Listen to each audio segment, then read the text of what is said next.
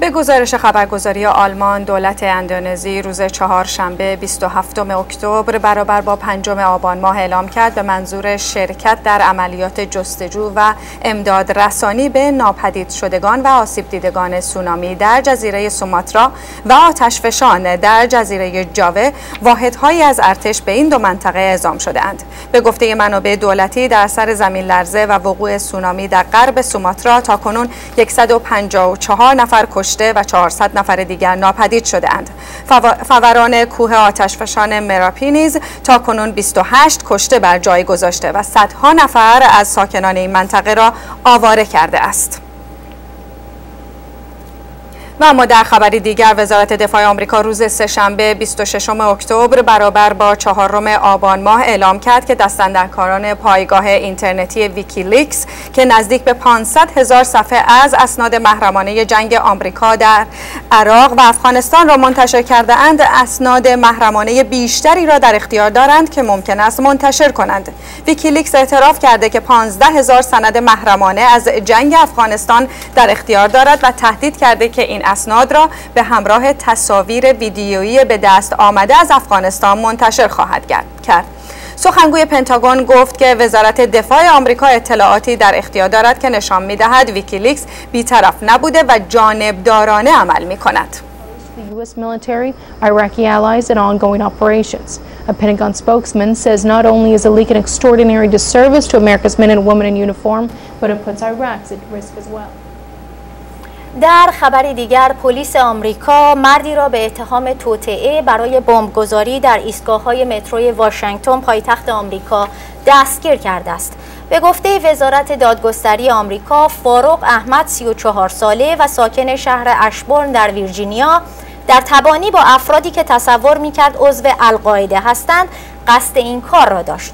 آقای احمد صبح روز چهارشنبه بازداشت شد و اگر گناهکار شناخته شود با حداکثر 50 سال حبس روبرو خواهد بود. ادعا می شود که این مظنون یک ایستگاه مترو در آرلینگتون در حومه واشنگتن را در 4 مورد جداگانه زیر نظر قرار گرفته بود.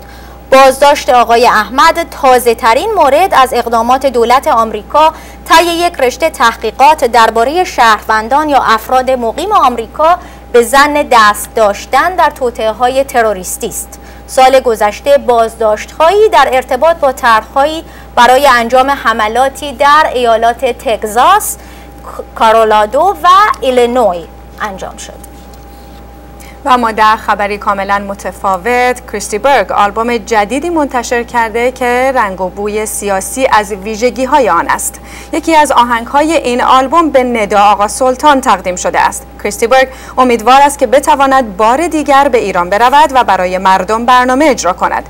این خواننده پاپ در مصاحبه‌ای ویدیویی با خبرگزاری برون مرزی آلمان گفته است که آهنگ مردم جهان را به یاد ندا آقا سلطان خوانده و همینطور ادامه داد. دختر 26 ساله‌ای که در نزدیکی صحنه تظاهرات کشته شد به گفته کریستی برگ آن قتل بی دلیل بوده و وی امیدوار است روزی شرایطی فراهم شود که بتواند بار دیگر به ایران برود و برای مردم برنامه اجرا کند.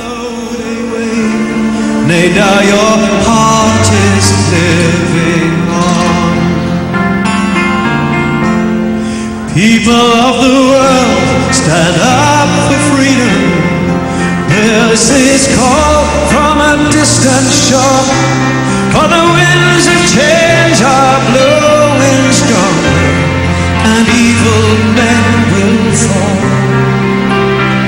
For freedom will not wait anymore. Let there be spring where there was winter. Let there be green where there was gray. And even as the lion seems to sleep, sooner or later he will wake.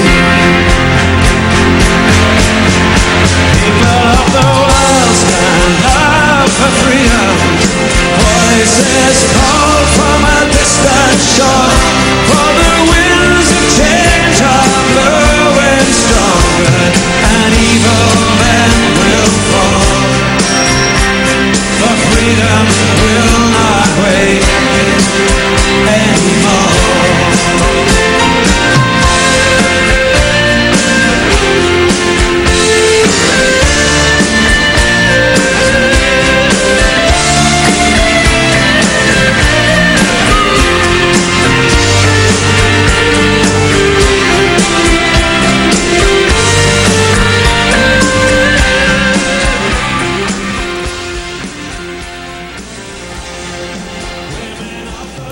با سپاس از توجه شما به مشروع اخبار این ساعت. تا برنامه آینده، خدا نگهدار.